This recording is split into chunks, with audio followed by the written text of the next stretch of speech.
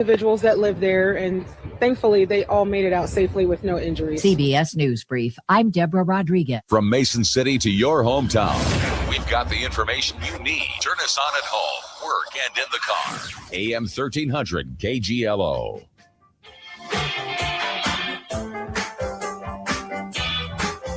.32 here at your hometown news station, AM 1300 KGLO, streaming live online as well at KGLOAM.com and on our KGLO News Facebook page as well this morning. Here's we between 7:30 and 8 this morning, we had our first look of dipping into our audio archives and looking back at the events surrounding the events of this date back in 1968 in Charles City and some other areas around our listing area with the F5 tornadoes that hit Charles City as well as Olwine here on this date. And of course, back in our 7:30 hour segment, we heard from a couple of reporters that were on the scene in the aftermath. Brian Ross, who most people remember being an investigative reporter for ABC News, but he got his roots started here in Iowa. He worked for the radio station in Charles City before moving on to the TV station in Waterloo. And he was working for the TV station in Waterloo at the time of the Charles City tornado. So he was on the ground there, and he was actually doing some things to help the radio station that day as well.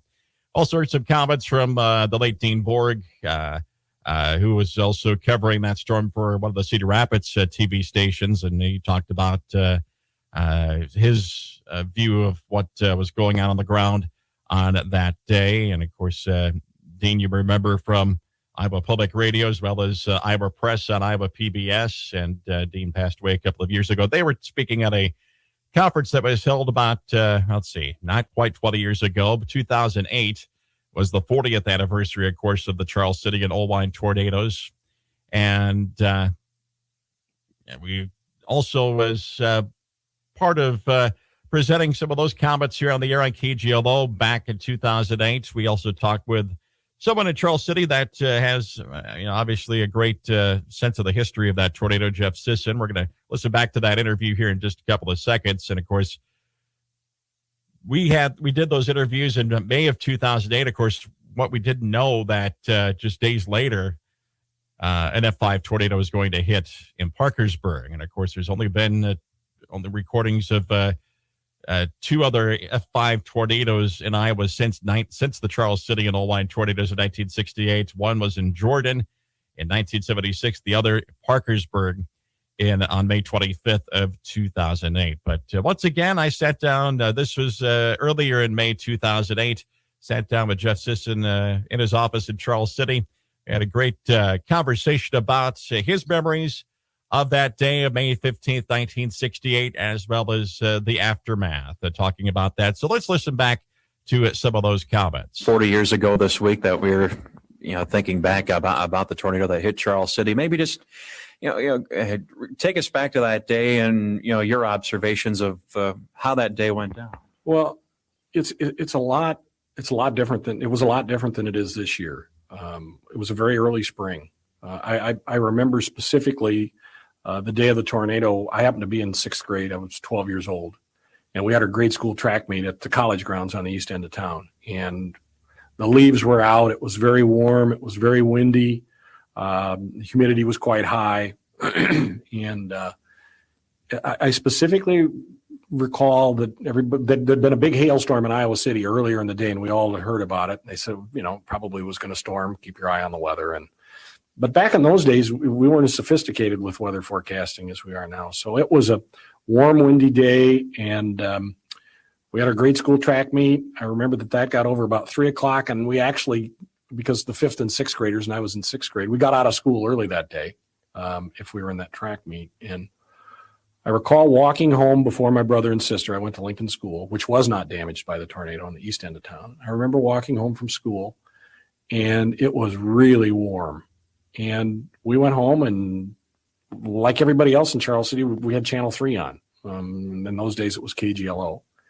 And Bart's Clubhouse. And we all watched Bart's Clubhouse after school. And I think because Bart did the weather as well, and he was Bart Kern was around the weather, he had a real interest in what happened that day. And we were very, very fortunate because the news that we got on TV and over the radio was well ahead of the times because we had fair warning. We actually knew that this thing had formed somewhere down around Hansel and it was moving northeast. And I remember Bart laying the ruler on the map and saying, if you're in Charles City, you might want to pay close attention to this. And so much so that my dad's office was downtown. My father was in the insurance business, and he came home early. He pulled in the driveway about 20 to 5, and just as he pulled in the driveway, it started to hail, and it was big hail. I mean, and it was eerie. I've never seen clouds like we had that day, and it didn't last long. It hailed. We heard on the radio, the local radio station, that there was a tornado on Charles Street.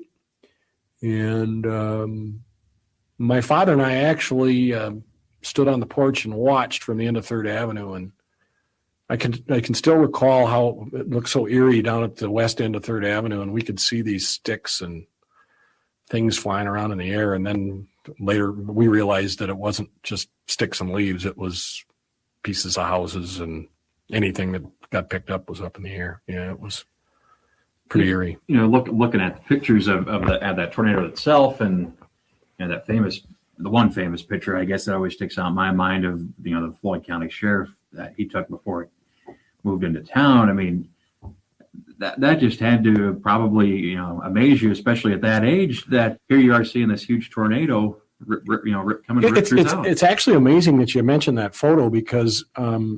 I actually I have a signed photo that Sheriff Lane signed of that picture. It's right over there in my office right now. I look at it almost daily, and every time I look at it, I see something different, or it's just a reminder of what happened that day. But it's a very, very famous photo because to get again, in this day and age with camera phones and all the technology we got, it's easy to get video or to get pictures. But back in those days, you had to be at the right spot at the right time to get a picture. I did a severe storms conference in Des Moines for the National Weather Service, the Central Iowa office at the end of March. And a friend of mine and he was 15 and I was 12. And we talked about that photo and how it was taken just prior to the time that it roared into the south end of town. And you look at it and you think, at the precise moment that was taken, there wasn't any damage done in Charles City, yet 2 minutes later, when it roared through town and was on the north end of town, I remember coming down the end of 3rd Avenue, the Catholic church, and the steeple had blown off of the church through the roof. And we were in a car with my folks and my brother and sister and a neighbor lady who was, it was typically 5 o'clock. Everybody was scattered all over town. Families were apart. They were, it wasn't time to come home for supper yet. And I remember seeing that church and the bricks on the street and on the steps, and we thought, oh my goodness, look at this. This is just horrible. And then we drove a block north on Grand Avenue, and we looked to the west, and I can still see it. I shut my eyes and I can see it. It looked like somebody had taken a giant lawnmower and just run over everything and just chewed everything up and laid it all over. I mean, it was eerily quiet. There wasn't any sound. I mean, here was all this damage, little rumble of thunder every now and then, but other than that, it was eerily quiet and people yelling. And, it was, if you shut your eyes, I'm not so sure you wouldn't have thought maybe you were at the Titanic after it sank. It was the same kind of eerie silence, but people needing help. It was, for 12, it was a pretty amazing thing to see. And like you mentioned, just the destruction, especially at the age of 12, you probably couldn't have ever fathomed anything like that at that age. Bob, people use the term, we hear it in sports, we hear it all, unbelievable. We hear that term all the time, unbelievable. And for me, the definition of the term unbelievable is a lot different, I think, than a lot of people. If you've gone through an F5 or you've seen Hiroshima or you were around on 9/11, you have a completely different definition of unbelievable. And this truly was just, after growing up in a small town and walking those streets and having friends that lived in those neighborhoods, and with all the people that got hurt, you knew people. I mean, even at the age of 12, we knew people that got hurt, knew one that got killed. It truly was, it just redefined unbelievable for me. And I hear people say, oh, that was an unbelievable shot, or that was, and you still think about that and you think, no, that's believable. What I saw was unbelievable. I know Dean Borg, I was talking about Dean Borg and Brian Ross before, they were amazed about how, the National Guard was here quickly to try to contain order, and Red Cross was here. I mean, was there an outpouring of support for the people of Charles City after that happened? Almost immediately. After you got through that first 4 minutes of eerie silence, you started to hear sirens. I remember the siren. They went all night. We actually left town about 9:00 with friends, and they sent us to Waterloo, where my grandparents live. And I remember nobody could get any messages. And I still remember when we pulled up from my grandmother's house in Waterloo. There's three kids, 12, 10, and 9. And the first thing that went through her mind is the parents had been killed, and which wasn't the case. It was better to get people out of town. But between 10 to 5 and 9:00, a lot of rain, but the sirens and the National Guard showing up. And probably the sound I remember the most was the sound of chainsaws. More than anything, I remember the sound of chainsaws, because they started almost immediately. And it was just like trying to get to where you could even move around. And it was end loaders and chainsaws. And then when the radio station got back on the air, our local radio station, KCHA, when that got back on the air, they transmitted from the tower at the south end of town. And it was the plea for blankets and blood and help. And when you mentioned it had to be like the Titanic calling the Carpathian saying, we need help. You got to get here. We need help. And that's the only thing I can compare it to is the plea for help that went on. And as long as you could hear the radio station, and then of course it faded out and you couldn't hear it anymore. And it was unbelievable. In those days afterward, this was quite a process to clean up the town, but it had to have taken, it just wasn't a day's process. It was a month's process. I remember years later, this would have been 1970, 2 years later, I still remember damaged homes that hadn't been cleaned up yet. And I still remember people that would come through town and say, what the heck happened here? Because it just wasn't normal. And, to walk around and look at Charles City today, it still isn't your normal small town, because there's a lot of paving. There's a lot of different construction. It's an odd main street with a shopping area that's just off of Main Street. A lot of things that have been built since the tornado just don't fit into what you would call the normal small town environment. I guess that's the one thing. I mean, on the east side of Main Street over there, that was a neighborhood just like the west side of Main Street. And so it took a long, long time. I do remember couple of caveats, the metal in the trees that were left, they were just full of, to this day, people will cut down an old tree that went through the tornado and they'll hit nails that happens quite often. But the one thing I do remember is that we had elevators. I think it was the A&B elevator at the south edge of town, and the tornado hit the elevators. And I remember that summer after the tornado, any place there was a crack, any place there was dirt in trees, there was corn growing all over town. There was corn growing everywhere. Corn came up everywhere. It was pretty amazing. Was it amazing? It seemed like every church in town was hit, but the bars survived. Yeah, that's what they always said. Yeah, is that a myth? Is that a myth, or is that the truth? No, that's how I remember it. I remember the first Methodist church was destroyed. The Christian church was blown right off at the foundation. The old Central Methodist Church, the only thing that was left was the base of the tower of the steeple. That was the Baptist Church. I've got a photograph of the Baptist Church. It's fuzzy, but you can actually see. I remember a 8-foot long 2x4 that was driven into the brick like an arrow. That was an amazing, and I've got a kind of a neat picture of that I picked up somewhere. But, across the street from the Norland Hotel down there sat Morgan's Tavern, and it was, it was right in the middle of it, but it opened. They could open right up. And yeah, there were some others on the north end that seemed to get through it. So it's not a myth. It's any story you hear about the tornado, after the stuff that we saw, you almost have to believe it. Yeah, you almost have to believe it because it's that stuff happened. I mean, I remember going to Obie's Standard down here at the corner of South Main and Court Street and seeing he had the tire on display that had the 2x4 through it. And I don't know where that thing went, but it used to sit in front of his station. And to stand there and look at that, it actually was a 2x6, I think. Maybe it's gotten bigger as time's gone on, but it's 2x4 or 2x6. But it actually went right through the sidewall on the tire and out the other side. And he cut it off so that he could have it on display and prove that, yeah, it went right through a rubber tire. I mean, the tire was perfect, and you could just see the board through the tire.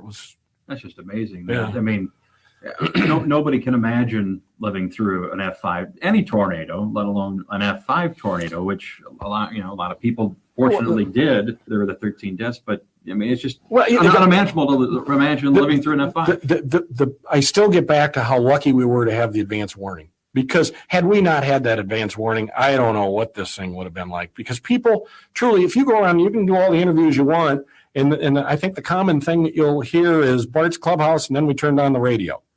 And I think anybody, and the phone calls went out around town and said, you got to get inside, you got to go, there's a tornado coming.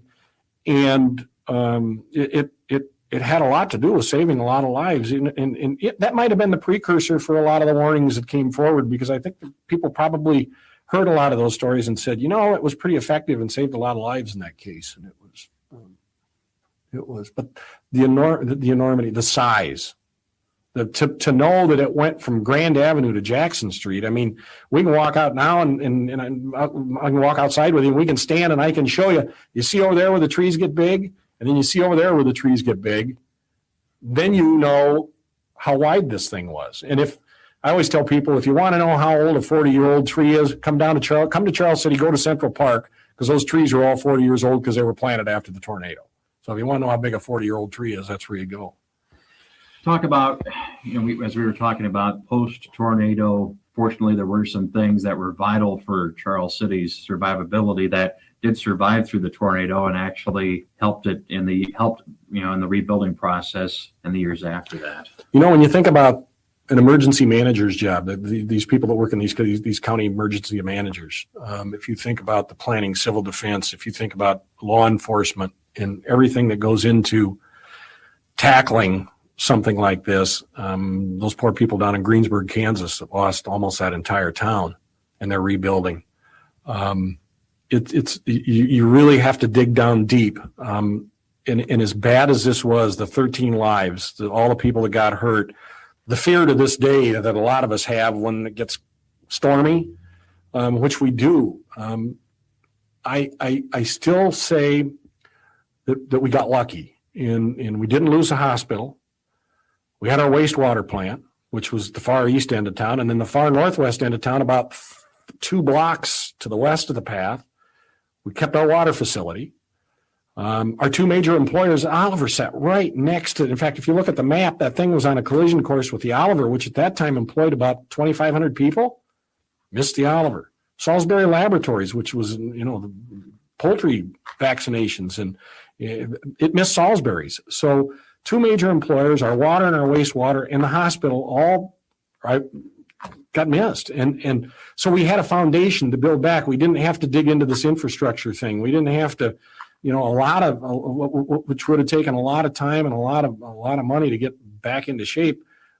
We did have that foundation to build back off of. But one of the lasting impacts of the storm is a chronological impact for those of us that went through it.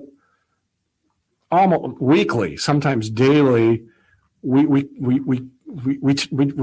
mark time by before or after the tornado. It's either BT or AT in Charles City. And if you run into somebody, you'll say to them, were you around here before the tornado or after the tornado? Now, okay, when were you born? Before the tornado or after the tornado? We don't even ask for birth dates.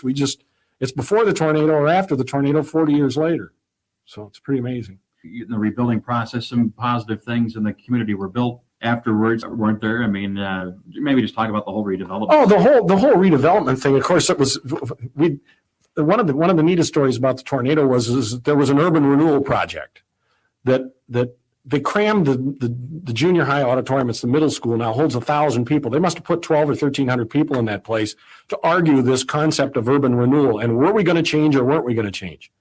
And this happened the month before the tornado. It was less than a month. And it was a huge debate, and there were heated tempers. And 3 weeks later, I mean, there wasn't any choice. There was urban renewal. And there were areas of town that needed to, they were in flood zones and things happened. And so you could tackle a lot of the long range. I remember 5 years later, we had an open house after we'd done a lot of things, but a lot of our parks, our baseball complex up there, which is very nice. That was as a result of the tornado. There were homes that were there. There were some relocations. There were, even though Charles City is known to be on the Cedar and does receive some flooding, there's a lot less flooding now because there were areas that were built up. Fill was brought in.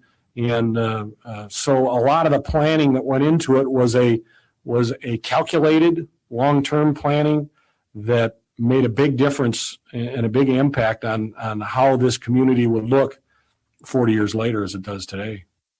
And that was my interview with Jeff Sisson of Charles City, talking about the Charles City tornado. That interview was May of 2008.